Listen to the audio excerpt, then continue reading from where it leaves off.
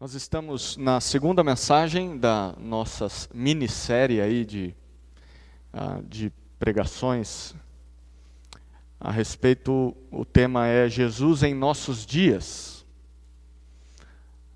O que Jesus faria nessa fase da humanidade, da história, como Jesus viveria, como ele reagiria. A gente não vê Jesus fisicamente aqui, mas há um grupo que o representa. E ele chama esse grupo a fazer o que ele faria. Esse grupo é o grupo de discípulos. Pessoas que creem nele, o seguem. Então, Jesus em nossos dias é visto, é percebido sim, através dos seus discípulos. O que discípulos, então, deveriam fazer na pandemia? Nós começamos semana passada com a primeira mensagem da série, o discípulo de Jesus e o isolamento. Nós vimos que apesar de muitas vezes estarmos cercados de multidões, é possível nos isolarmos e é possível tratarmos as pessoas de maneira isolada, apenas como um número. E nós só vamos aprender a não fazer isso se nós nos isolarmos para termos um tempo com o Senhor e em oração, em solitude, voltarmos para as multidões e socorrermos aqueles que Ele coloca na nossa frente, um por um. O discípulo e o isolamento social. A segunda mensagem, a de hoje, nós falaremos sobre o discípulo e o discipulado. E você vai entender o que isso significa à medida que nós formos avançando aqui hoje. Ainda restarão mais duas mensagens, o discípulo e o necessitado, como o discípulo deveria agir diante de pessoas que estão doentes, diante de pessoas que estão passando necessidade física, emocional, espiritual. E por fim, o discípulo e o online, ou virtual, o mundo digital, as mídias sociais. Será que Jesus teria uma conta no Twitter? Será que ele seria cancelado? Como a gente tem visto muitos sendo cancelados hoje em dia. A gente quer tentar descobrir. Então, todos esses sermões baseados em trechos dos evangelhos, olhando para a vida de Jesus e para os ensinamentos de Jesus. Então hoje, o discípulo e o discipulado. Eu quero que você pense nessa introdução em alguns exemplos de unidades que são compostas por elementos inseparáveis. Unidades que são compostas de elementos inseparáveis, que se separados, deixam de compor essa unidade naturalmente, mas ela perde a sua identidade, ela perde a sua essência, ela perde aquilo que ela é. Quantas palavras difíceis você está dizendo, José? Tá bom, deixa eu então explicar, usando talvez 3 exemplos. Pense na água. Quem tomou água hoje? Se não tomou, por favor, precisa tomar água. Pense na água. A água, para que você tenha uma molécula de água, é preciso que você tenha 2 átomos de hidrogênio, mais 1 átomo de oxigênio. H elevado ao quadrado, hidrogênio elevado ao quadrado, e 1 de oxigênio. H2O, não é o refrigerante que você toma. Essa é a fórmula da água. Então, se você separa, se você tira uma molécula, ou 1 átomo de hidrogênio, não é mais água. Se você só tem 2 átomos de hidrogênio e tira o oxigênio, não é água. Se você separa esses elementos, ela deixa de ser o que ela é. Segundo exemplo, de uma unidade que se tiver os seus elementos separados, ela deixa de ser aquilo. O ser humano. O ser humano é uma alma vivente. E essa alma vivente é composta por um corpo físico, aquilo que você está olhando, e eu estou vendo o seu corpo físico. Se você beliscar, dói, esse corpo físico, mas uma parte imaterial, uma parte que nós não vemos, uma parte que a Bíblia diz que só Deus conhece, é aquilo que controla esse corpo físico. A Bíblia chama isso de espírito ou sopro de vida. Se você está diante de uma pessoa, uma alma vivente, que tem um corpo físico e um sopro, a parte material, o espírito, e essa pessoa deixa de ter o espírito, o sopro de vida, o que acontece com essa pessoa? Ela deixa de ser uma pessoa. Não temos mais ali uma alma vivente, nós temos apenas um corpo, um cadáver. Eu não sei se você já teve a experiência de ver uma pessoa falecer. No momento ela dá o último suspiro. No outro momento já não mais respira. Não é mais a mesma pessoa. Se você separar o corpo e o espírito, não temos alma vivente. Terceiro exemplo de unidades compostas por elementos que são inseparáveis. E se você separar, eles deixam de ser aquilo. Comida. Essa é mais simples. Certo? Comida. É muito variável, mas eu quero só dar algumas ideias do que, para algumas pessoas, isso não pode separar. Tá? Por exemplo, arroz e feijão. Isso é mais cultural, é brasileiro, né? Se você vai para fora, as pessoas não comem arroz e feijão como nós comemos. Quem já tentou ficar sem arroz e feijão um bom tempo? Para aqueles que gostam de arroz e feijão, é terrível, né? Imagine o arroz e feijão sem o feijão. Só o arroz. Ou imagine o arroz e feijão só com o feijão. Para alguns isso é inseparável. O arroz e o feijão. Precisa dos dois elementos ali. Se vai colocar o feijão embaixo ou o feijão em cima, enfim. Mas não dá para separar para alguns. Outro exemplo. Bife a cavalo. Eu vou falar de comida aqui, vocês vão ficar desesperados. Quem gosta de bife a cavalo? O que é o bife a cavalo? Aquele pedação de carne e temos o zoião em cima, né? O ovo em cima, frito. O bife a cavalo, para quem gosta, precisa ser assim. Se você tira o ovo do bife a cavalo, vira só bife. Eu não sei porquê, a cavalo, mas é só um bife. E se você tira o bife, só tem o ovo. Então as duas coisas compõem aquele prato que você gosta. E se tirar um dos elementos, perde a identidade. Bolo de fubá. Quem gosta do bolo de fubá? Eu não vou nem usar erva doce, né? Porque o bolo de fubá com erva doce é diferente.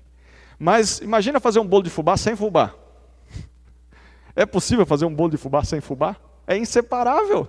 Não dá, senão, sei lá o que vai dar se você tirar o fubá e tentar fazer esse bolo. Pensa, por exemplo,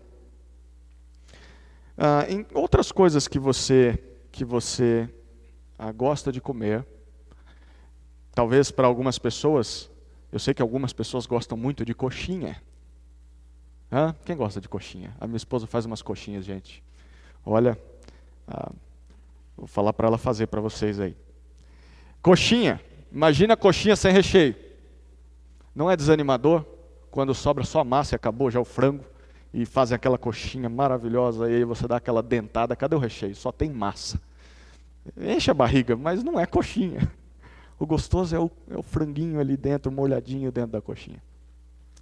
Coisas que são unidades, que têm uma identidade, e que se você separar os elementos, perdem essa identidade, deixam de ser aquilo. Por que eu estou dizendo isso? Porque esse sermão trata de uma questão assim, e muito mais séria do que esses tópicos que eu citei, muito mais séria do que uma refeição. Se nós tentarmos separar os elementos que nós vamos estudar hoje, esse tema perde totalmente a sua identidade. Nós estamos falando aqui do discipulado. O discipulado, ele é uma unidade que envolve alguns elementos, e que no momento em que você tira um elemento, ele deixa de ser discipulado. E eu vou explicar o que é discipulado também. Tá bom? Então, vamos tentando pensar dessa maneira. Mateus Levi era o sobrenome, foi um dos 12 discípulos e que se tornaram apóstolos de Jesus. Antes de Mateus ser chamado por Jesus, ele era publicano. Um publicano era uma pessoa que coletava impostos para Roma. Muitas vezes publicanos eram corruptos e eram desonestos, e provavelmente Mateus era um destes. Até que Jesus o chame, né? Até que ele se arrependa. Mateus é citado muito pouco nos evangelhos, você vai ler bem pouquinho sobre ele. Mateus escreveu o seu relato da vida e da obra de Cristo depois de Marcos. Provavelmente utilizando Marcos como base. Lembra que semana passada nós dissemos Marcos foi o primeiro evangelho a ser escrito, apesar de estar em segundo lugar no Novo Testamento. A estrutura de Mateus é muito parecida com a de Marcos, mas ele escreve muito mais do que Marcos. Então, ele usa Marcos como base, mas ele escreve para um público diferente. Marcos escreve para gentios, Mateus está escrevendo para judeus, e isso faz toda a diferença. Porque o alvo de Mateus é responder perguntas para os judeus que estão lendo aquele livro sobre o tal de Jesus de Nazaré. Aquele homem que no passado afirmou ser o Messias de Israel, afirmou ser o Cristo. Por isso você vai perceber que na leitura de Mateus, a expressão filho de Davi é muito utilizada para se referir a Jesus. Porque Mateus está usando isso de maneira proposital, para mostrar que Jesus cumpre as promessas de um Messias que viria. Jesus de Nazaré é aquele que inaugurou o reino de Deus, aquele reino prometido pelo Senhor no Antigo Testamento. Jesus não só inaugurou esse reino, mas ele estendeu esse reino a todas as nações da terra, incluindo os gentios. Aquela promessa que Deus tinha feito a Abraão lá no passado, por meio de ti abençoarei todas as nações da terra. Então, quando Mateus está escrevendo e mostrando que Jesus de Nazaré é o filho de Davi, filho de Abraão, eles entendem, ele é aquele que nós esperávamos que viria. Segundo Mateus, então, esse é o alvo dele. E o alvo desse sermão é demonstrar a relação que existe entre três elementos que são inseparáveis, que compõem discipulado. O primeiro elemento é o mestre, é a respeito de Jesus. O segundo elemento é a respeito do discípulo, eu e você, se é que somos discípulos. O terceiro elemento é a respeito do discipulado. E quando chegarmos lá você vai entender o que isso significa. Três conceitos que andam juntos e que, se são separados, se um deles é tirado dessa soma, deixam de ser o que a Bíblia diz. Vamos olhar para o mestre, o primeiro elemento dessa relação. Mateus capítulo 16, versículos 13 até 23. Abra sua Bíblia aí, já está aberta, né? Mateus 16, versículos 13 até 26.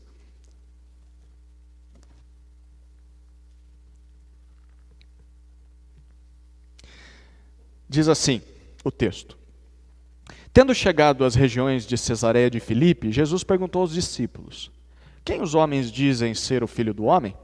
Eles responderam: Alguns dizem que é João Batista, outros Elias, e outros Jeremias ou algum dos profetas.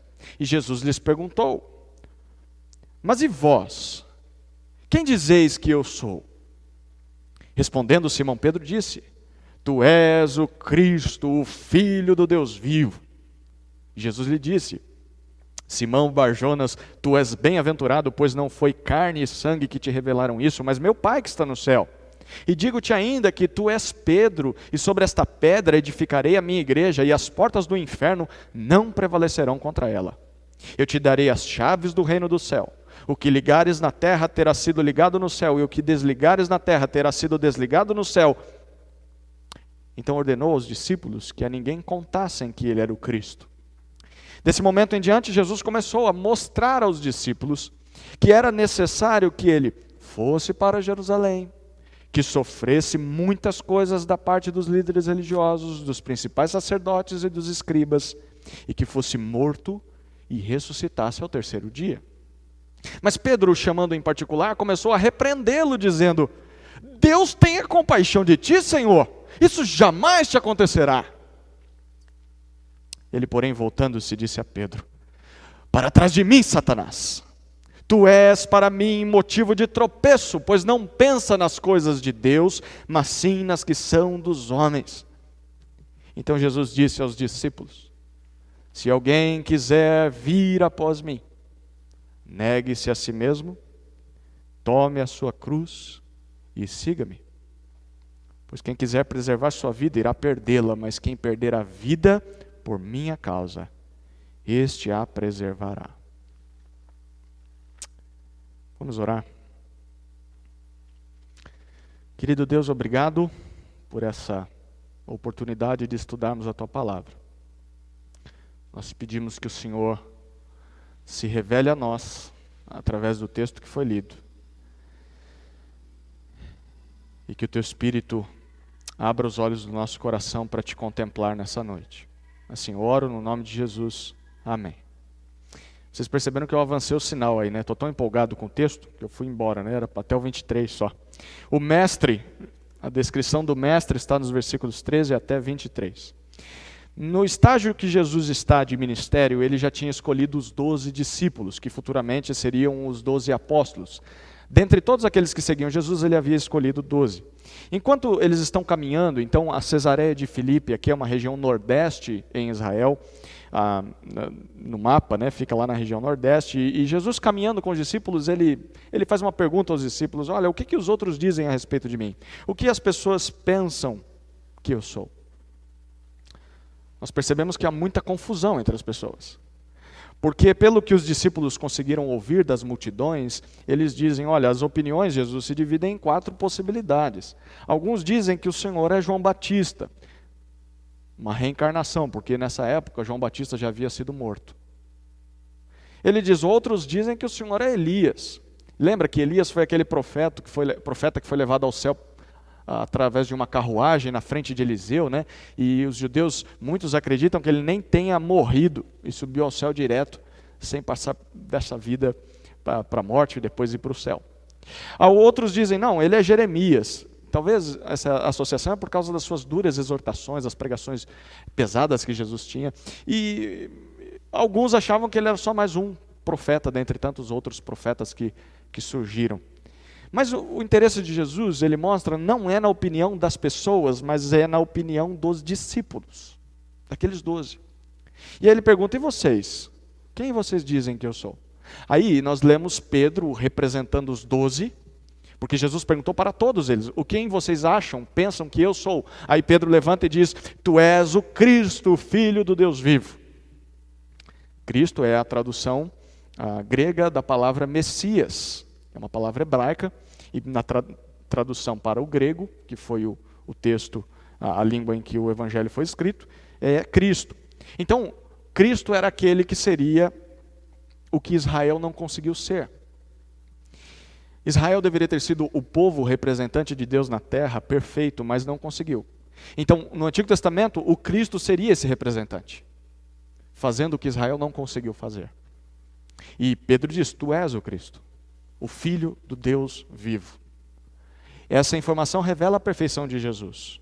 Jesus era o próprio Deus em pessoa nesse mundo. E Jesus afirma e confirma isso, olha, versículo 17, ele diz, isso é verdade, Pedro. E Jesus diz, olha, Pedro, você só reconheceu isso porque do céu o Pai te revelou essas coisas. Ou seja, para que alguém reconheça que Jesus é o Cristo, para que alguém reconheça que Jesus é o Filho de Deus, é necessário que o Pai revele isso para essa pessoa. Carne e sangue, pessoas com argumentos, com forças, não convencem ninguém de que Jesus é o Cristo, o Filho do Deus vivo. Só se o Pai quiser revelar. Jesus acrescenta, versículo 18 é um versículo muito importante nesse discurso, porque Jesus acrescenta que vai ter a sua própria igreja. Ele diz, Pedro, eu terei a minha própria igreja. Te digo ainda que tu és Pedro, e sobre esta pedra edificarei a minha igreja. O que era igreja nessa época? Igreja era uma reunião, uma assembleia de pensadores, poderosos, intelectuais, filósofos, pensadores gregos, romanos, que se reuniam para discutir questões da cidade. Eles iam no lugar mais importante e ali eles discutiam as questões filosóficas, políticas, financeiras da cidade. Era um grupo seleto. Nem todos participavam da igreja na época de Jesus. E Jesus diz, eu vou ter a minha própria reunião. Pessoas que vão discutir questões importantes e referentes ao meu reino, e não às coisas dessa terra. E Jesus diz, a morte, ou na sua tradução esteja o Hades, ou o inferno, ou até o mundo dos mortos, era isso que significava essa palavrinha Hades. Ele diz, a morte não vai dominar a minha assembleia. A morte não vai ser mais forte do que essa reunião que eu estou para produzir. E ele diz que a igreja será edificada ou construída sobre esta pedra. A igreja é construída em cima de algo. E aqui esta pedra pode se referir tanto a Pedro quanto à declaração de Pedro. Jesus está dizendo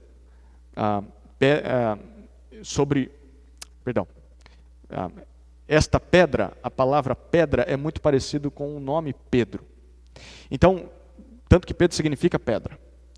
E o que Jesus está dizendo? Eu vou construir a minha igreja sobre esta pedra. O que é a pedra? É Pedro ou é o que ele disse? Jesus é o Cristo, o Filho do Deus vivo. A construção do texto dá a impressão de que pode ser as duas coisas. Pode ser tanto que Jesus vai construir a sua igreja sobre a sua identidade, sobre ele ser o Filho de Deus, o Cristo. Então a igreja é construída sobre a identidade e obra de Cristo. Mas ao mesmo tempo pode significar também que a igreja será edificada sobre Pedro. Sobre a pedra. O nome de Pedro significa pedra. Lembra que Pedro representa os discípulos?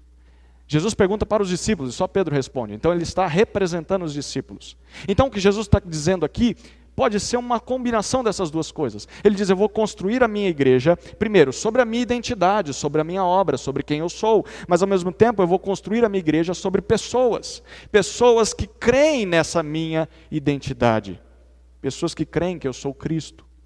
Você, Pedro, representa os 12, e esses 12 representam os outros discípulos que virão depois de vocês. A minha igreja será construída sobre quem eu sou e sobre as pessoas que creem em quem eu sou.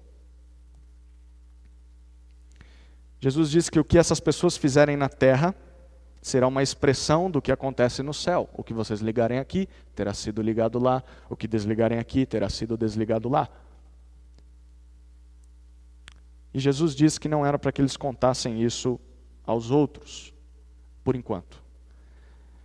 Porque antes de reinar, antes de ter a sua igreja na terra, Jesus diz que era preciso, versículo 21, ou era indispensável ir até Jerusalém. Era mais ou menos uma caminhada de 170 quilômetros, atravessando todo o país até chegar no sul de Israel. É necessário que a gente atravesse o país e que quando eu chegue lá em Jerusalém, eu não vou assumir o trono do reinado de Davi, mas eu vou sofrer muitas coisas, eu vou ser rejeitado pelos judeus e eu vou ser morto por eles, mas também ressuscitarei ao terceiro dia. E aí nós vemos Pedro repreendendo Jesus. E Pedro mostra que ele não entendeu 100% o que significa que Jesus é o Cristo. O Cristo deveria morrer e ressuscitar antes de reinar. Pedro acredita que ele só vai reinar sem que morra e ressuscite. E Jesus demonstra para Pedro no versículo 23 que isso é uma ideia de Satanás. Para trás de mim, Satanás. Isso é pensar nas coisas dos homens, porque a cruz era a missão de Jesus nesse mundo. A cruz não foi um acidente. Jesus veio para a cruz. Foi isso que ele veio fazer nessa terra. E quem tentou tirá-lo desse caminho foi quem? Satanás na tentação do deserto. Reine sem precisar morrer. Jesus veio, ele tinha de morrer pelos pecados da humanidade. Então essa era a missão de Jesus. Em resumo, o que nós vemos a respeito do Mestre? Ele veio para reinar e veio para ter o seu próprio povo, ter a sua igreja nessa terra. Mas antes que isso aconteça, é preciso que ele morra. É preciso que ele não só morra, mas ressuscite. A pergunta é por quê? Nós vamos ver daqui a pouco. Só entende essas verdades quem o Pai quer revelar. A perguntinha que você precisa responder para si mesmo nessa noite é: você se enquadra nesse grupo? Você acredita nessa mensagem? Porque se para você isso é apenas papo de igreja, é algo que ficam repetindo e você não entende, é porque você não entende mesmo. E só o Pai pode te revelar isso. E se você não entende isso, você não vai entender nada mais do que eu vou dizer daqui para frente. Porque só faz sentido para quem o Pai revelou essas coisas. Tudo bem, a minha oração é para que então o Pai te revele isso nessa noite. E peço para que você ore por isso também. Senhor, me revela essas coisas. Eu quero conhecer a Jesus. Eu quero reconhecê-lo como Deus. Pois bem, o Mestre, segundo elemento dessa noite, que é indispensável e não se separa do Mestre, o discípulo. o discípulo. E nós lemos sobre o discípulo nos versículos 24 e 25, eu já li, mas vou ler de novo. 24 e 25.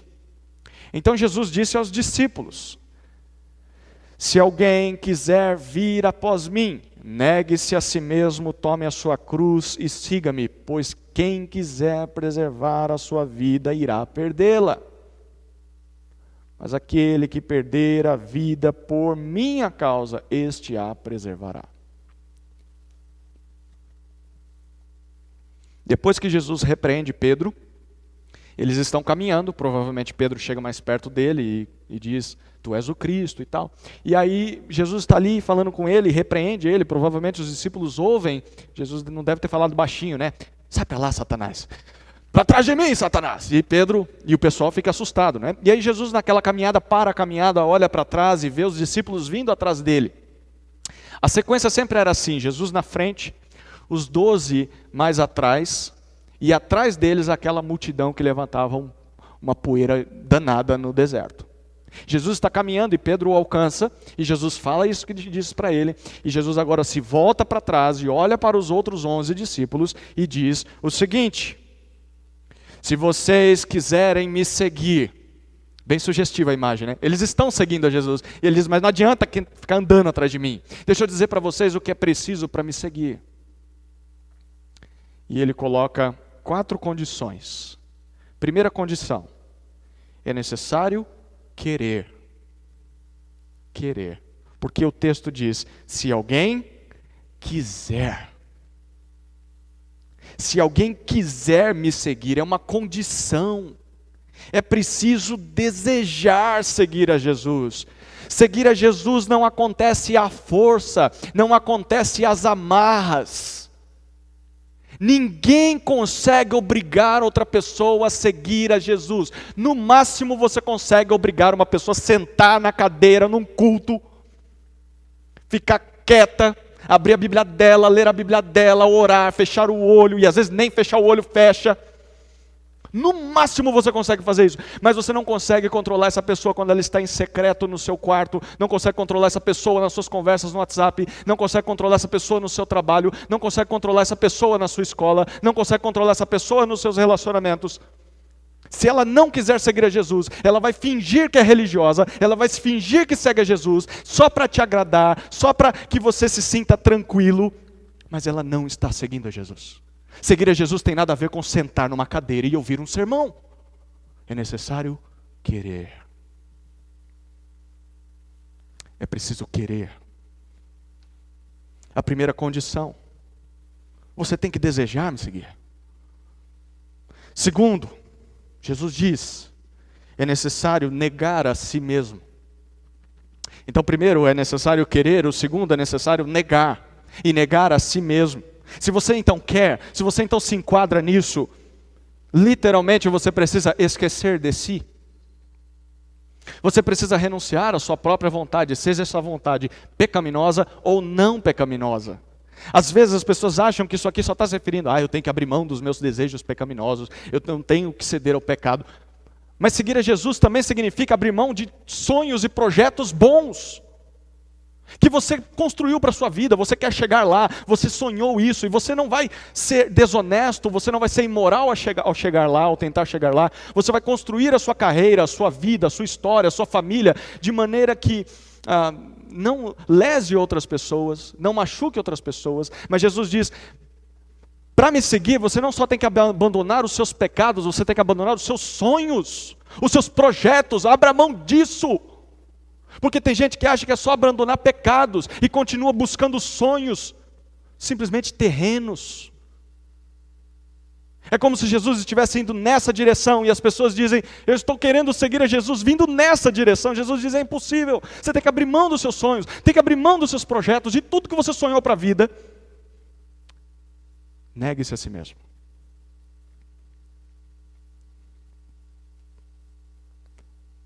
Deixe de ser o dono do seu próprio nariz e se submeta a mim, que agora serei o seu dono.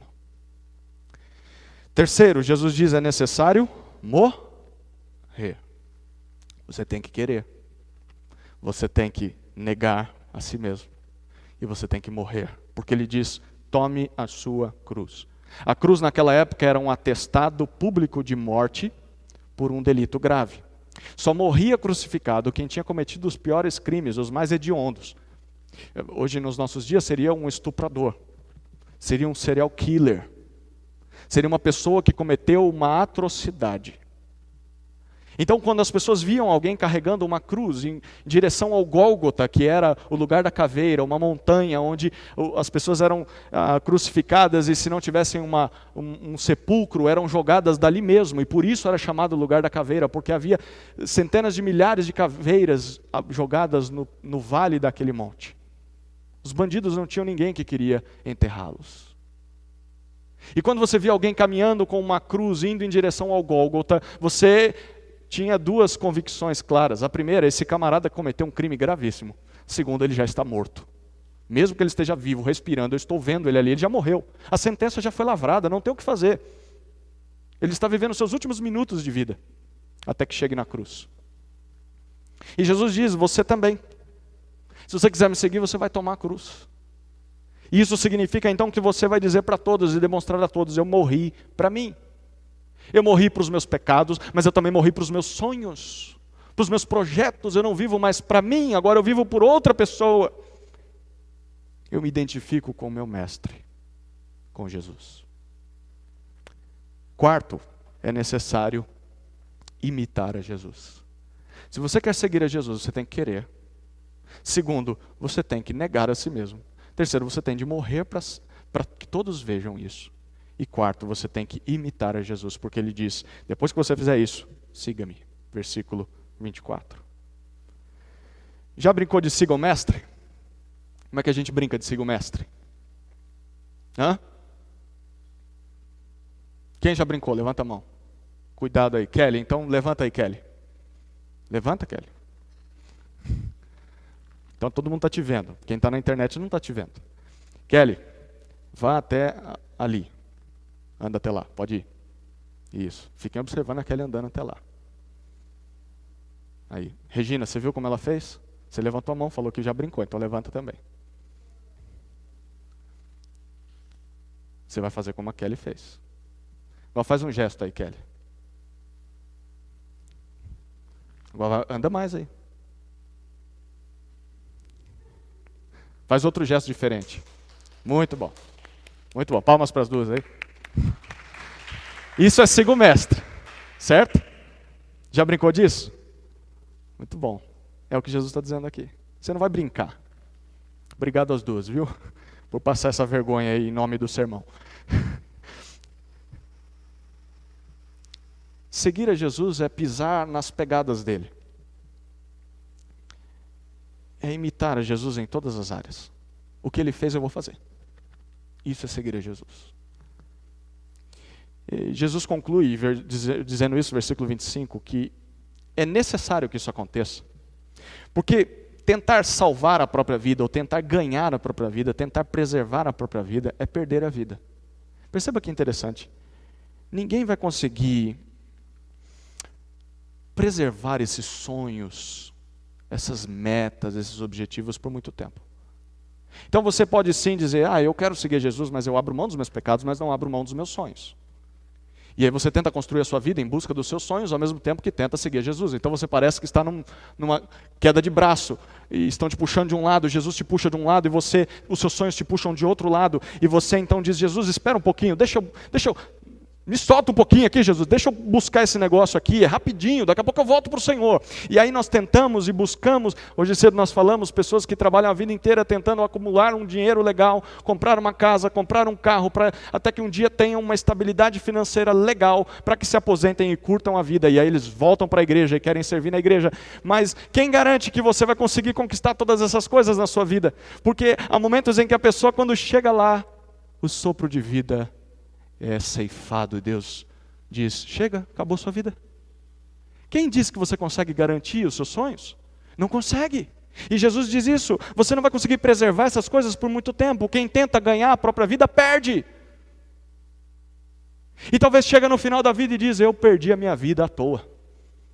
Eu busquei um monte de coisa, alcancei essas coisas e não me satisfizeram. Jesus disse isso há muito tempo. Mas, em contrapartida, ele diz: perder a própria vida por minha causa, isso é salvar a vida. Isso vai preservar a sua vida para sempre. Por mais que você morra para si mesmo nessa vida. Deixe de buscar o que você sempre sonhou. E deixe que Jesus dite o que você vai buscar a partir de agora. E isso porque nós vamos fazer parte da igreja de Cristo. E o que ele diz sobre a igreja? As portas da morte não prevalecerão contra a minha igreja. Se você fazer parte da minha reunião nesse mundo, a morte não vai te vencer. Ela pode te atingir, mas no final você vencerá ela. Porque eu vencerei ela. Eu ressuscitarei ao terceiro dia. E eu vou ressuscitar você depois. Então, se você quer de fato viver eternamente, morra para si nessa vida. Em resumo, esse é o segundo elemento da nossa matemática aqui. Falamos sobre o mestre e agora falamos sobre o discípulo. O discípulo, ele faz parte da igreja de Jesus. E por que ele faz parte dessa reunião que é o povo de Jesus na terra? Primeiro, porque ele quer, não é forçado. Segundo, porque ele se nega. Terceiro, porque ele morre tanto para o pecado quanto para os seus sonhos. Quarto, porque ele imita Jesus em tudo. E aí ele faz parte desse grupo. Só assim, esse discípulo poderá se livrar das portas do inferno, das portas da morte. Isso é o significado de um discípulo de Jesus. Alguém que está imitando o mestre. A pergunta que você precisa responder agora é: você é um discípulo? Você é um discípulo? Realmente? Essas coisas que nós acabamos de falar estão presentes na sua vida. Porque o terceiro elemento só vai fazer sentido se você for um discípulo. Da mesma maneira com que ser um discípulo só faz sentido se você entender quem Jesus é. Você entendeu quem Jesus é? Ah, eu acho que sim. Tá bom. Então você é um discípulo? Ah, eu acho que não. Bom, então você não entendeu quem Jesus é ainda. E você devia orar ao Pai. Pai, me revela isso. Ah, eu entendi quem Jesus é. E eu entendi que não vivo mais para mim. Agora eu vivo para Ele, para a obra dEle. Eu vivo para imitá-lo. Fantástico. E muitas pessoas param aqui. Mas tem um terceiro elemento. Lembra? Não dá para separar o mestre do discípulo. Não dá. Mas também não dá para separar o mestre do discípulo do discipulado, que é o terceiro elemento dessa nossa unidade aqui. E o discipulado não está nesse texto de Mateus 16, mas está no final desse livro. Então eu te convido a abrir em Mateus capítulo 28, o finalzinho desse livro.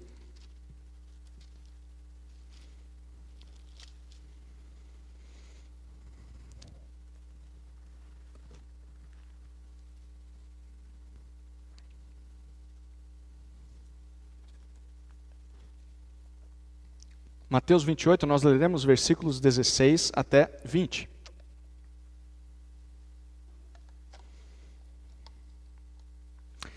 Mateus 28, 16 a 20 dizem os versículos assim. E os 11 discípulos partiram para a Galiléia, para o monte que Jesus lhes designara. Quando o viram, adoraram-no. Mas alguns duvidaram. E aproximando-se, Jesus falou-lhes: toda a autoridade me foi concedida no céu e na terra. Portanto, ide fazei discípulos de todas as nações, batizando-os em nome do Pai, do Filho e do Espírito Santo, ensinando-lhes a obedecer a todas as coisas que vos ordenei. E eu estou convosco todos os dias até o final dos tempos. O terceiro elemento dessa nossa unidade, que é inseparável, é o discipulado. Depois de cumprir aquilo que prometeu, o que Jesus tinha prometido para os discípulos? Vou até Jerusalém, lá serei rejeitado, sofrerei, morrerei e ressuscitarei. Lembra disso? Pois tudo isso aconteceu de fato. Jesus morreu, ressuscitou. E depois disso, os 11 discípulos, com exceção de Judas, naturalmente, o traidor, que foi se enforcar depois de trair a Jesus, os 11 discípulos encontram Jesus. E aí nós vemos que uns reconhecem Jesus e adoram a Jesus, outros duvidam ser Jesus mesmo. E Jesus faz uma afirmação, ele se aproxima dos discípulos e ele diz assim: toda autoridade me foi concedida no céu e na terra. Em outras palavras, o que Jesus está dizendo aqui é o seguinte: eu mando em todas as esferas da criação.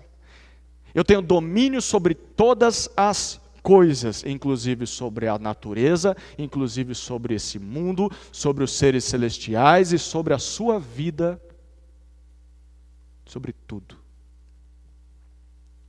Ele diz que Deus lhe concedeu poder, reinado sobre tudo o que existe. Essa é a autoridade de Messias, é a autoridade do Cristo do Antigo Testamento. E agora sim Jesus está com essa autoridade colocada sobre os seus ombros. O filho de Davi, o rei sobre todo o universo. E no exercício desse poder, Jesus dá um decreto. Ele dá uma canetada. Ele dá uma ordem. Versículo 19. Há um verbo imperativo aqui. O verbo é façam discípulos.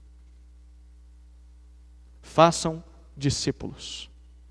Perceba o que Jesus está dizendo aqui. Uma vez que vocês são discípulos, uma vez que vocês me seguem, vocês vão fazer, uma vez que vocês então fazem parte da minha igreja nesse mundo, vocês fazem parte do meu povo nesse mundo, então vocês devem representar o seu rei neste mundo, e representar o seu rei neste mundo significa converter novos súditos, novos discípulos.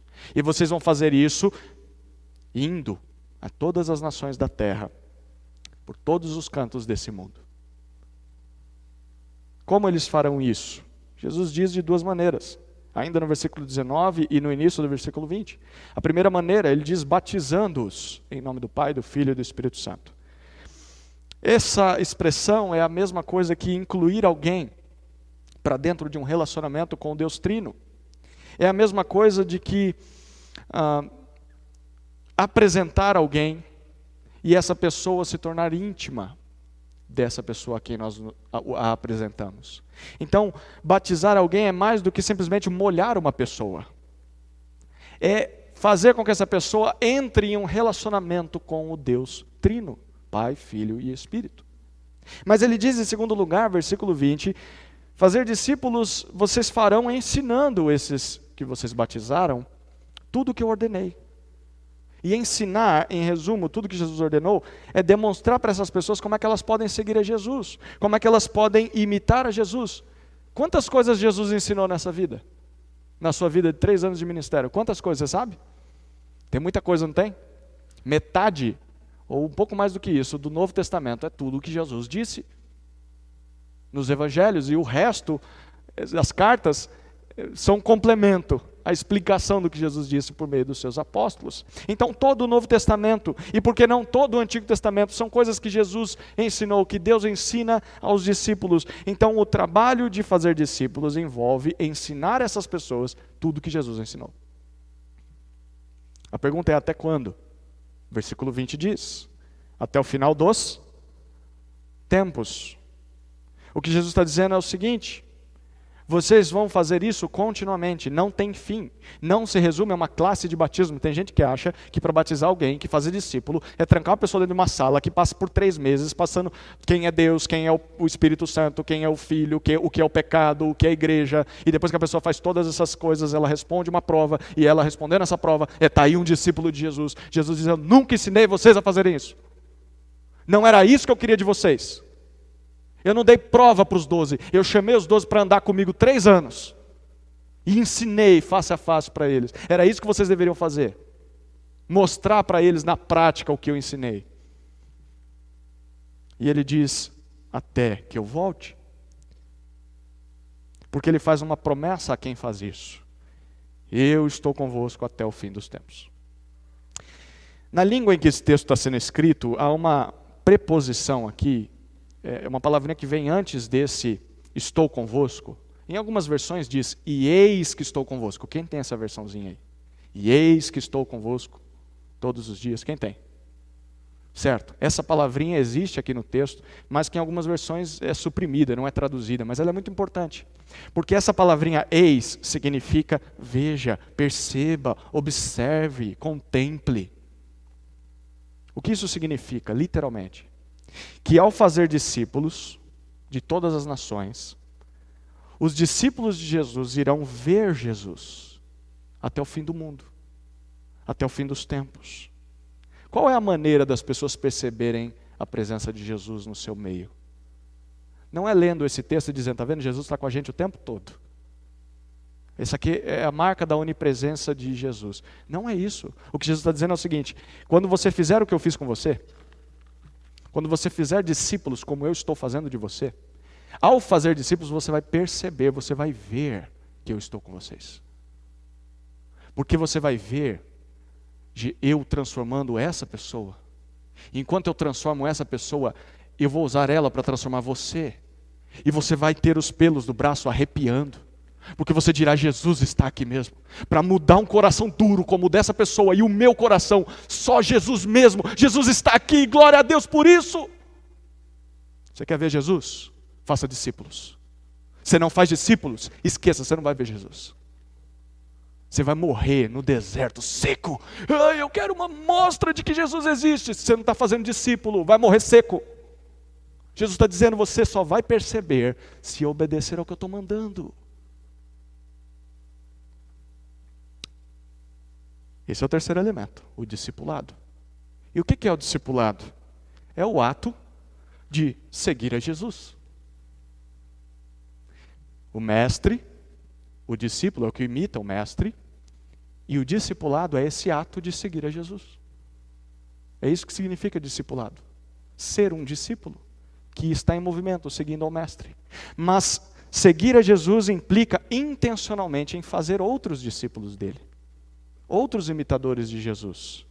E não de nós mesmos. Tem gente que acha que fazer discípulo é, você tem que ser igualzinho a mim, tá? Vestir como eu me visto. Não, é fazer imitadores de Jesus. De todas as nações, no mundo todo. Esse é um ato contínuo. Um ato que vai muito além do evangelismo, muito além do batismo. Começa por aí, mas não para por aí. Esse é um ato que não se cumpre apenas enviando recursos a missionários no campo. Essas coisas são boas. Mas não ache que só porque você bota a mão na carteira e coloca R$10 no gasofilácio toda semana para enviar para um missionário que você está fazendo discípulos. Você não está fazendo discípulos. Você pode estar contribuindo com alguém que está fazendo discípulos, mas Jesus mandou que você fizesse discípulos também. Não é só enviar recursos missionários. É missão de todos os discípulos de Jesus. E enquanto você faz isso, você percebe a presença de Jesus na sua vida, na vida daquela pessoa que está sendo discipulada, porque isso retrata quem Jesus é e o que Jesus fez nesse mundo. Você quer a melhor maneira de ver Jesus nessa terra? É sendo discípulo e fazendo discípulos. É o resumo do que ele fez por 3 anos antes de morrer e ressuscitar. Muito bom, vamos para a parte prática dessa mensagem. Qual que é a relação entre esses 3 elementos? O que o mestre tem a ver com o discípulo, o que tem a ver com o discipulado? Lembra? Se separarmos, deixa de ser isso aqui. Há quem pense que o discipulado, que é o terceiro elemento que nós citamos hoje, é somente seguir a Jesus individualmente. Só seguir a Jesus. Isso é verdade, mas é só parte da história. É só metade da história. A outra é uma parte do ser discípulo, do segundo elemento que nós falamos. Seguir a Jesus é uma parte do ser discípulo. Mas a outra metade disso envolve fazer de outras pessoas discípulos de Jesus. Envolve ajudar a outras pessoas a seguir a Jesus. Esse é um processo interminável, até o fim dos tempos. E é um processo indispensável, inseparável do ato de seguir a Jesus.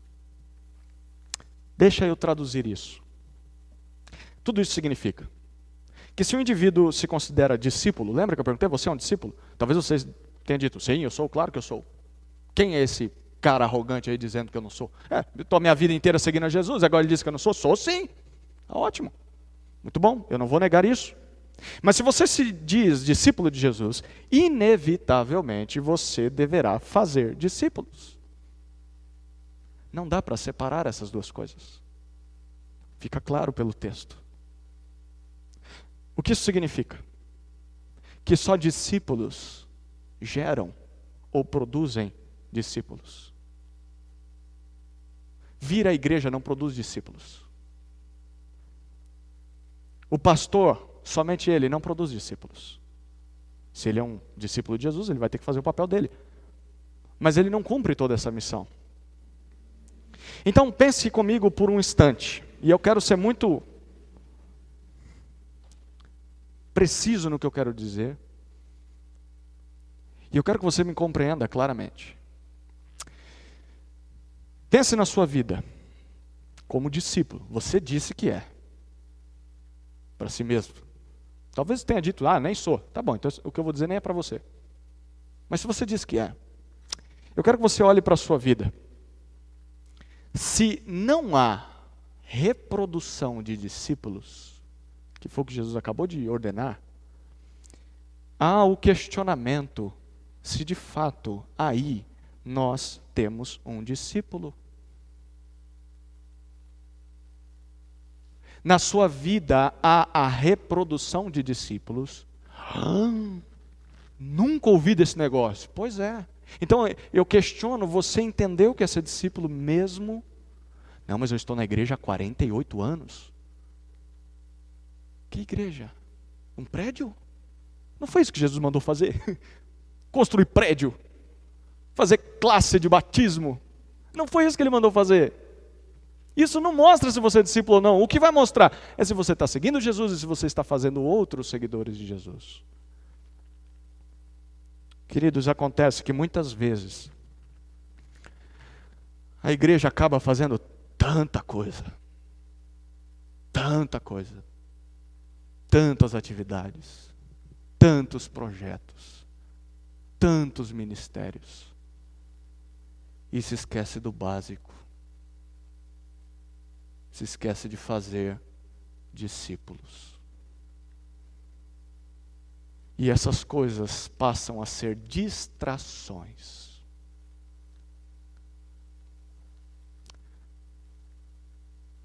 Talvez, nesse ponto da mensagem, você esteja de fato se perguntando quem você é. E se você está fazendo isso, sucesso, porque era isso mesmo que eu queria que você pensasse nesse ponto, até aqui. Dentro desse assunto, só pode haver 3 tipos de pessoas. E eu quero que você pense quem você é. Onde você se enquadra. Primeiro tipo de pessoa. Pessoas que não fazem discípulos. Não fazem. Vários motivos levariam pessoas a não fazerem discípulos. Primeira sugestão, talvez por ignorância. E eu não estou dizendo ignorante de gente ser ignorante, né? Bruta, e eu sou assim mesmo, nada disso. Estou usando a palavra ignorante no sentido de que você simplesmente não sabe disso. Simplesmente nunca te mostraram isso. Nunca te ensinaram isso. E por isso você não faz. Mas talvez teria um segundo motivo do porquê você não faz discípulos. Não é por ignorância, mas é porque você ignora isso. Você aprendeu isso. Você ouviu isso. Você leu sobre isso na Escritura. Mas você não quer fazer isso. Você simplesmente não quer pagar o preço. Porque vai exigir bastante, né?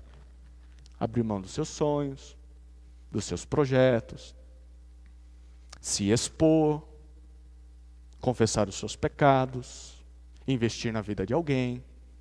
Então você diz, não, talvez um dia, mas hoje não. E talvez você seja uma dessas pessoas e se enquadre aqui porque você entendeu que vida cristã é o seguinte: vida cristã faz parte apenas de congregar em alguma igreja e participar de ministérios, às vezes. Você acha que ser cristão é isso? Então quando você se muda de uma cidade para outra, eu preciso procurar uma igreja para congregar, fantástico. E aí você começa a congregar e fala, isso quando acontece, porque às vezes a pessoa nem isso pensa. Poxa vida, estou muito sentado, muito tempo aqui. Pastor, tem alguma coisa para eu poder fazer aí na igreja? E aí ele diz, olha, tem um monte de ministérios, olha aqui quantas distrações nós temos na igreja para te atrapalhar a fazer discípulos. Escolha uma dessas áreas, qual que você se sente melhor? E aí a pessoa vai e começa a fazer e acha que a vida cristã é isso. congregar e participar de algum ministério. E não fazem discípulos. Talvez você esteja enquadrado nesse primeiro grupo. Segundo grupo. Segundo tipo de pessoas. Pessoas que fazem discípulos, mas fazem errado. Fazem errado. Como seria fazer discípulos de forma errada? Quero te sugerir algumas possibilidades. De forma limitada. Por exemplo, achando que fazer discípulos se resume apenas a uma classe. Se resume apenas ao batismo. Se resume apenas a um período na vida daquela pessoa. E aí você esteve presente na vida dela por um tempo, e aí quando aquela fase passou, você diz, tchau, ande sozinho, pare de me ligar, por favor, não diga que tudo está ruim, porque eu não vou ter tempo para você. O meu alvo era que você fosse batizado. O meu alvo era que você fizesse parte de uma igreja e que você servisse no ministério, e uma vez que eu te joguei lá dentro, beleza, agora ande sozinho. Foi isso que fizeram comigo. Pois bem, todo mundo tem que aprender a andar agora sozinho. O passarinho tem que voar por si só. É uma maneira errada de fazer discípulos. Segundo, talvez as pessoas fazem errado porque fazem discípulos de si mesmo e não de Cristo. O que isso significa? É que o alvo desse discipulado, o alvo desse investimento na vida de alguém é para que essa pessoa simplesmente imite você. Então, como você é? Você é uma pessoa abstêmia. Eu prefiro não beber nada alcoólico. Eu não fumo. Eu não faço tatuagens. Eu não uso esse tipo de brinco. Eu não uso esse tipo de roupa. Eu não vou em certos lugares. E seguir a Jesus implica em você fazer a mesma coisa. Aí o discípulo começa a imitar não a Jesus. Jesus está indo nessa direção. E aí você está lá, não olha para ele não. Seguir a Jesus, olha para mim, tá vendo? Eu estou indo nessa direção aqui. E a pessoa, ao invés de seguir a Jesus, fala, é assim, é? É assim que segue Jesus? Então vou fazer. Como é que reza a missa? Faz assim? Não, você é católico, não faz isso. Nossa Senhora, não fala Nossa Senhora, isso aí é lá da igreja católica, aqui é batista. Posso bater palma no culto? Não bate palma aqui na igreja pentecostal. Você tem que me ensinar. Posso cumprimentar as pessoas? Não, aqui ninguém dá beijinho em homem e mulher, não. É mão só, às vezes, paz do Senhor. Não, paz do Senhor, não, isso é Assembleia de Deus. Não fala paz do Senhor. Como é que o batista fala? Eu nem sei. A paz de Cristo, graça e paz. Graça e paz. Batista, cumprimento o Batista. Discípulos de si. É errado.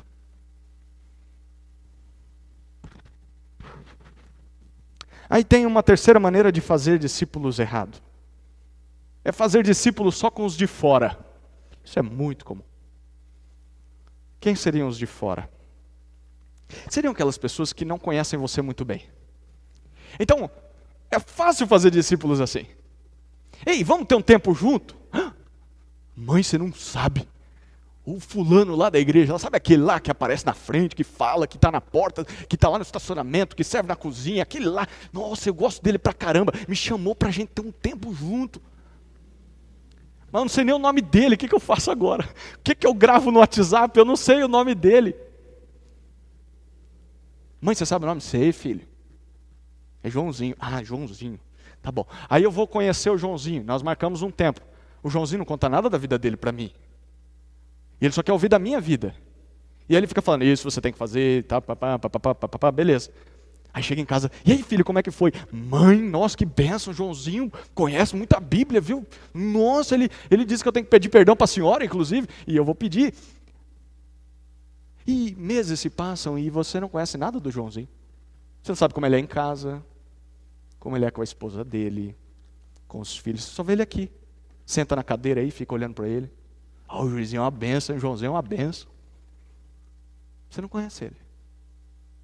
O Joãozinho está fazendo certo? Jesus não fez isso. Ó, me sigam, mas bem longe de mim, não conheçam não.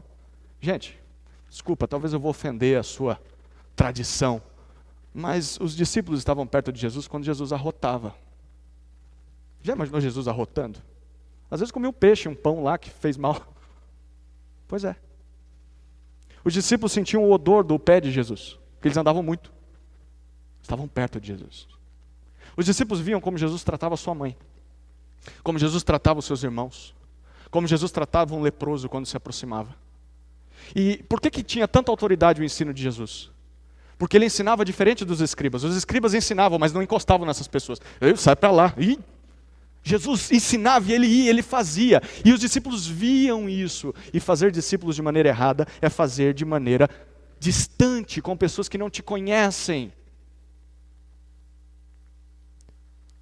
Com pessoas que você tem pouco convívio, pouca exposição, você não vai ter que se abrir muito com essa pessoa. E talvez o pior nesse ponto é que pessoas ignoram os seus familiares. Fazem discípulos de todas as nações. Mas quando a porta fecha, porque o marido está em casa, a esposa está em casa, os filhos estão em casa, e ele ou ela está investindo em todos menos no da sua casa. Fazendo discípulos de Deus e o mundo, mas não da sua família, que deveria ser o primeiro alvo. E aí se estende, faz discípulo de todo mundo do outro bairro. Seus vizinhos nem sabem que ele é discípulo de Jesus. Faz discípulos de todos os do seu trabalho, mas seus parentes nem sabem disso. Seus amigos. Não, amigo, ó, vamos separar, tem os caras da igreja, eu tenho lá no grupo da juventude da igreja, ali é só bênção, glória e mãozinha de oração. E tem os caras do trampo, da facul, ele é diferente. Os vídeos que eu recebo ali, eu tenho que deixar o celular no silencioso, porque minha mãe não pode ver, não pode ouvir. Os caras nem sabem que eu sou discípulo de Jesus, e se souber, eu sou excluído do grupo. Está fazendo discípulo longe. Terceira maneira de se fazer discípulo é o jeito certo. O primeiro é não fazer, está errado. O segundo é fazer, mas fazer errado. E fazer do jeito certo é a terceira opção. Como Jesus demonstrou, como Jesus ordenou. É uma prática de vida. Independe do local onde você vive, independe da sua fase de vida, se você está casado, se você está solteiro, se você está indo para a faculdade, se você ainda é criança, se você é um pastor, se você é um presbítero, se você é um diácono, se você é uma pessoa que está na igreja há muito tempo, se você é uma pessoa que acabou de chegar na igreja, independentemente de onde você esteja, do ponto da sua vida, da fase de vida, independentemente do contexto em que você está, se você está preso numa cela, se você está livre, se você está em privação, se você está em prosperidade, se você é perseguido pelo imperador, se você está no meio de uma pandemia, independe da situação em que você vive. Se você é um discípulo, você vai fazer discípulos, onde você estiver, porque essa é a identidade do discípulo. Jesus fez discípulos na sinagoga, fez, mas também fez discípulos sentado à mesa, comendo com eles. Fez discípulos olhando para a sogra de Pedro, doente. Fez discípulos em todos os contextos.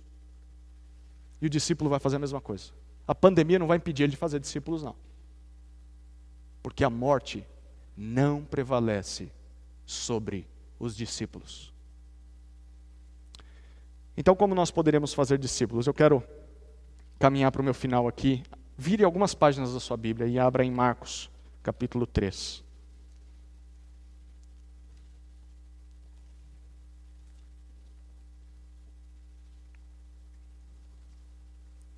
Marcos capítulo 3, versículos 13 a 15.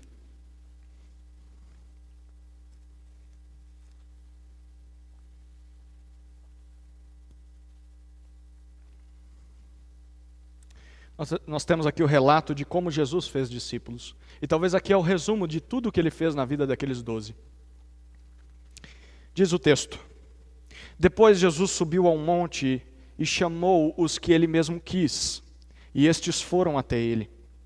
Então designou 12 para que estivessem com ele e os enviasse a pregar, e para que tivessem autoridade para expulsar demônios. Perceba o que Jesus está fazendo com os discípulos. Vamos aprender com o mestre. Talvez essa mensagem está servindo para te desafiar e você entender, eu preciso fazer discípulo. Porque senão eu acho que eu não sou discípulo. Mas eu acho que sou discípulo, então eu vou fazer discípulos. Como? Se eu aprendi que do jeito que eu estava fazendo ou que eu aprendi estava errado. Como se faz? Olhe para Jesus. E esse texto nos mostra que pelo menos Jesus teve 3 práticas com esses homens. A primeira, versículo 13. Jesus sobe a um monte e ele chama os que ele mesmo quer. Havia multidões o seguindo, mas ele escolhe, eu quero você, não, você e você, ele faz isso com 12, ei, vem aqui. E é interessante que o texto diz, eles vão, né? Fazer discípulos como Jesus fez discípulos, envolve chamar. Chamar pessoas. Tomar iniciativa. De escolher pelo menos alguém. Ou alguma pessoa, ou algumas pessoas. Não dá para fazer discípulos com muitos ou com todos. Jesus não conseguiu fazer isso com as multidões e você não vai conseguir também.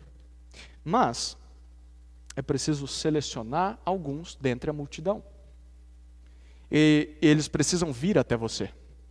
Então eles precisam ser disponíveis, eles têm que estar interessados. Lembra? É preciso querer. Talvez você investe na vida de alguém e ele diz, mano, mas não quero não. Tá bom, então eu vou escolher outro, porque eu vou gastar meu tempo com quem quer ser discípulo de Jesus.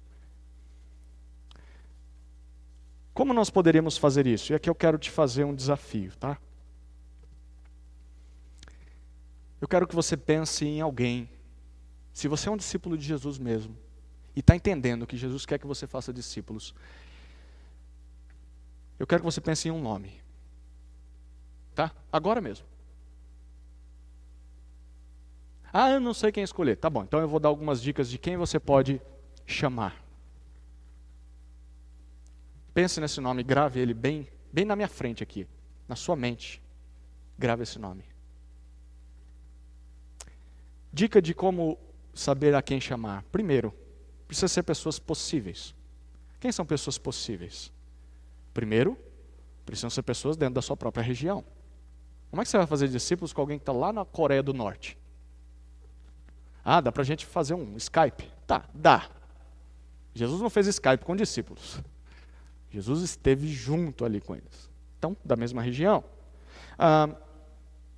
Muito importante, alguém do mesmo sexo. Esse negócio de amizade colorida, discípulo homem e mulher, não dá certo não. Sai dessa. Sai dessa. Você está numa dessa, sai. Vai virar outra coisa daqui a pouco. É perigoso. Pessoa, talvez da mesma igreja. Talvez você tenha interesse em fazer discípulo lá fora, mas você não começou nem aqui, como é que você vai fazer lá fora? Então pense em alguém daqui. Talvez alguém que está nesse salão. Disponível. Possível. Talvez alguém que você sabe que não está vindo para os cultos. Poderia estar aqui, ou não poderia. Por que não está? Acho que eu vou ter que descobrir, né? Porque eu estou escolhendo esse nome. Segundo, essa pessoa tem que ser disponível. Tem que haver espaço na agenda dela e espaço na sua agenda. Um para o outro. Eu escolhi o Beltrano lá, mas descobri que ele trabalha 24 horas por dia. Como é que você vai fazer discípulo com ele? Só se você abandonar tudo que faz e ficar lá no trabalho dele, andando com ele. Deixa eu te ajudar aí. Não dá. Tem que ser disponível. Tem que ter uma agenda possível. Mas e se eu sou o cara que trabalha 24 horas por dia? Bom, você vai ter que dormir com esse barulho aí. Como é que você faz discípulo? Se nem dormir você consegue direito. Tem que rever a sua agenda. E esse nome que você vai escolher tem que ser alguém interessado. Tem que ser uma pessoa que ao você procurá-la, ela vai responder positivamente ao seu investimento. Ela vai valorizar esse investimento. Mas e se ela não valorizar? Vai para outro. Porque aí tem gente que fala, eu já tentei tanto fazer discípulo, mas aí eu vou atrás do fulano, ele não quer. Então você desiste de obedecer a Deus? Fulano, você não quer? Então fica aí, eu te amo, oro por você, o dia que você quiser estou à disposição. Mas eu vou pensar em outro nome então.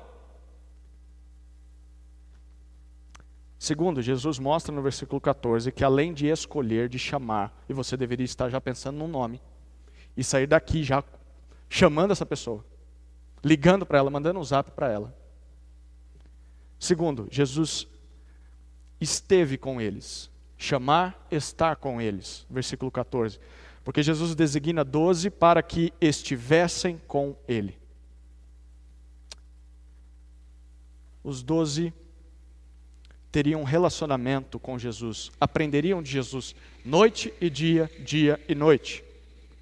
No caso de 2 discípulos, os 2 aprendem sobre Jesus um com o outro. Eu aprendo com você, você aprende comigo e nós crescemos assim. E nós vamos aprendendo juntos a como imitar a Jesus. É o nosso alvo.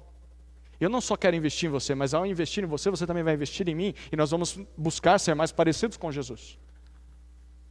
Ah, mas como que eu faço para estar com um discípulo?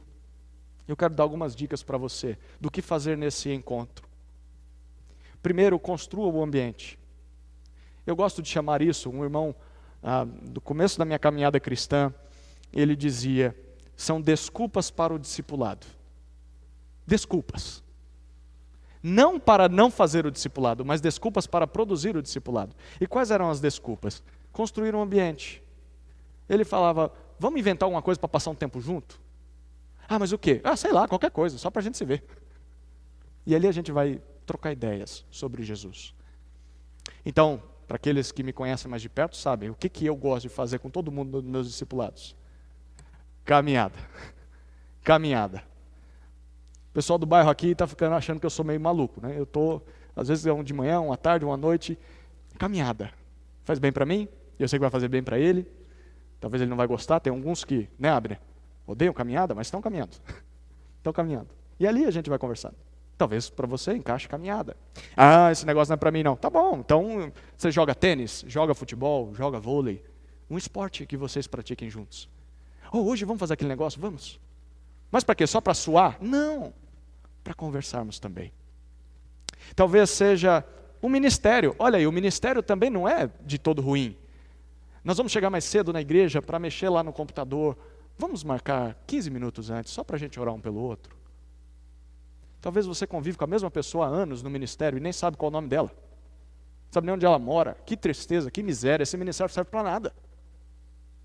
Ele não contribui para fazer discípulos. Está servindo para alguma coisa, mas não é essencial.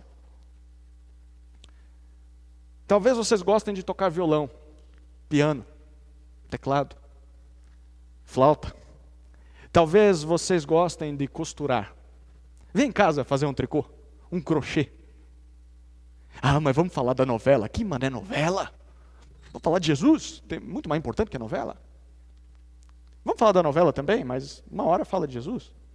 Talvez vocês gostem muito de ler. Vamos ler um livro. Ah, eu gosto muito de cozinhar. Oh, que boa desculpa para o discipulado, né? Vem em casa, vem ver como é que eu faço a coxinha. Ou vem fazer aquela sua coxinha aqui em casa.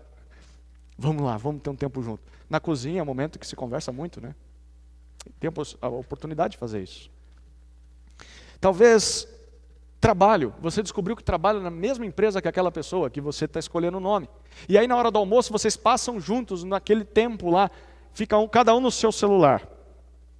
E você está começando a pensar nela. Aproveitar aqui que a gente está aqui. Com licença. Talvez no trabalho. Talvez o que vocês gostem de fazer é viagem. Eu gostaria de viajar. Lá para Pedra Grande. Que viagem. Então vamos junto para Pedra Grande. Talvez vocês gostem e não possam se ver por causa da pandemia. Então faz uma ligação. Olha, eu fui desafiado a escolher um nome. Eu escolhi você. Quero. Estava precisando. Essa semana eu pensei em desistir da minha vida. Porque eu não estou conseguindo ir para o culto. E poucas pessoas, ou quase ninguém, entrou em contato comigo. Você é a resposta de oração. Pois é, pelo que eu posso orar com você?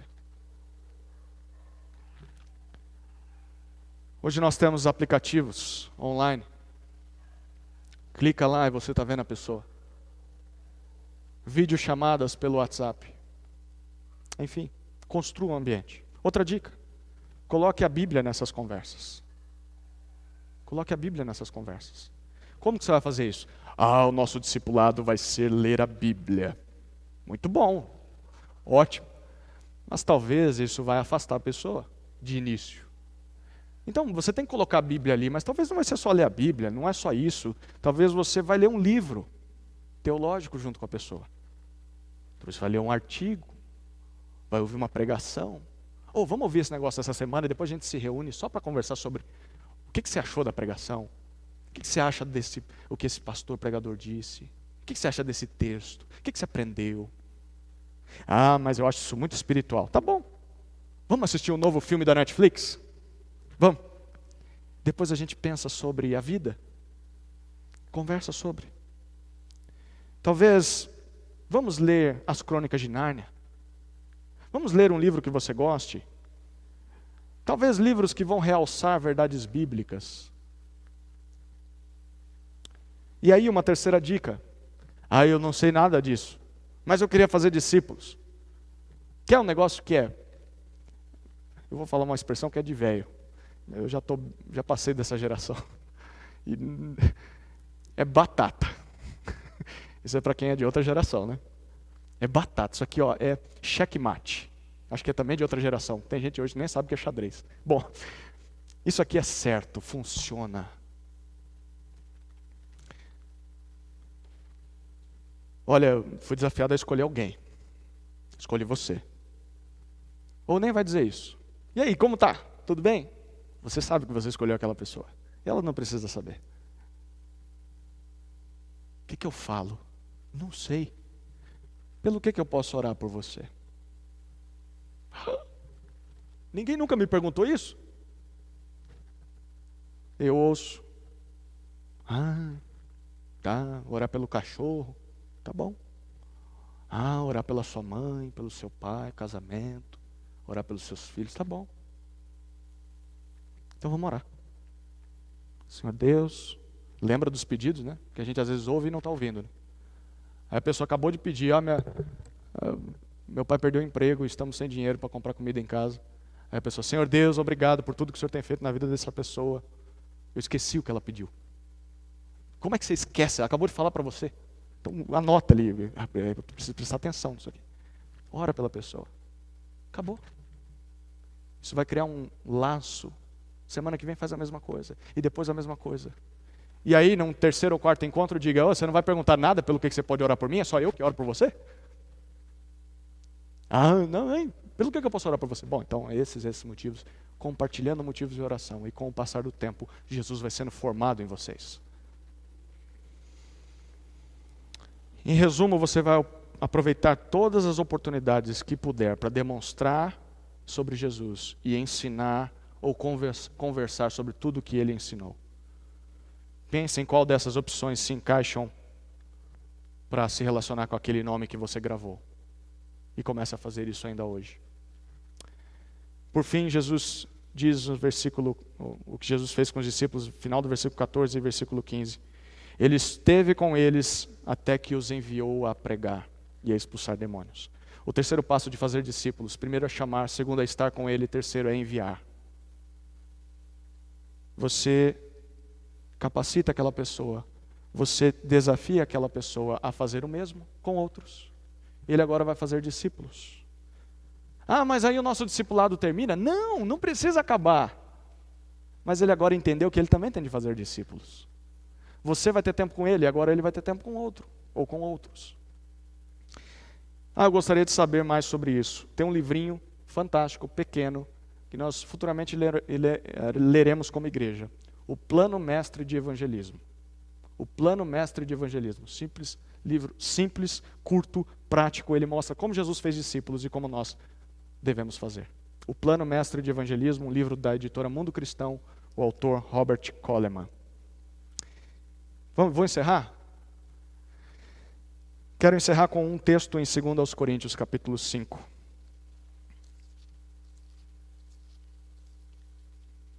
Segundo aos Coríntios, capítulo 5. Versículos 14 e 15.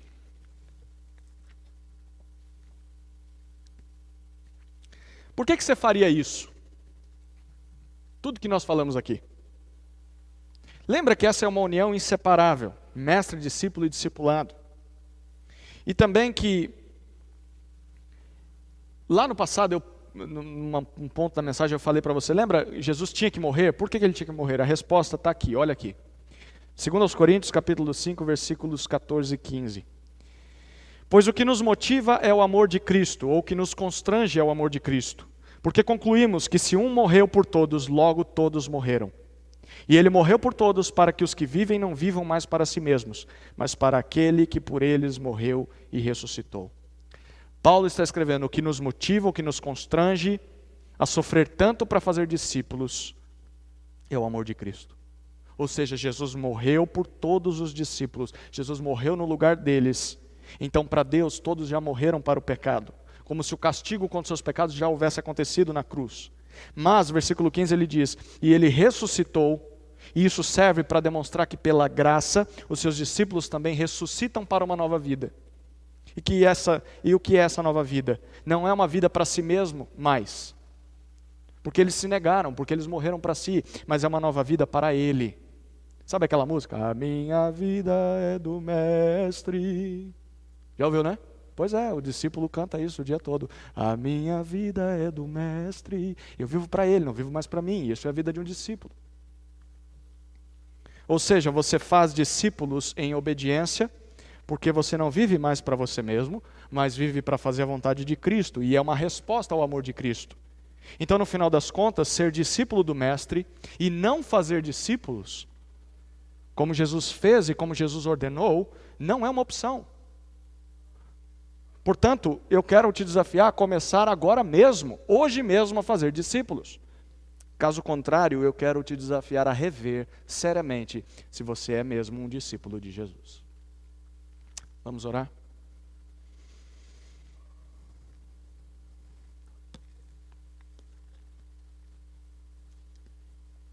Querido Deus, obrigado pela vida, pelo exemplo, pela obra de Cristo.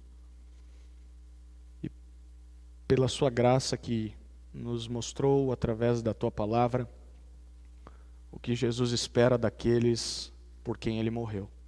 Tenha misericórdia de nós. Todos aqui precisamos da sua graça. Ajuda-nos a fazer discípulos. Que essa igreja seja conhecida por cumprir a missão que o Senhor deu a ela, e não por ficar perdendo tempo com distrações. É minha oração em nome de Jesus. Amém.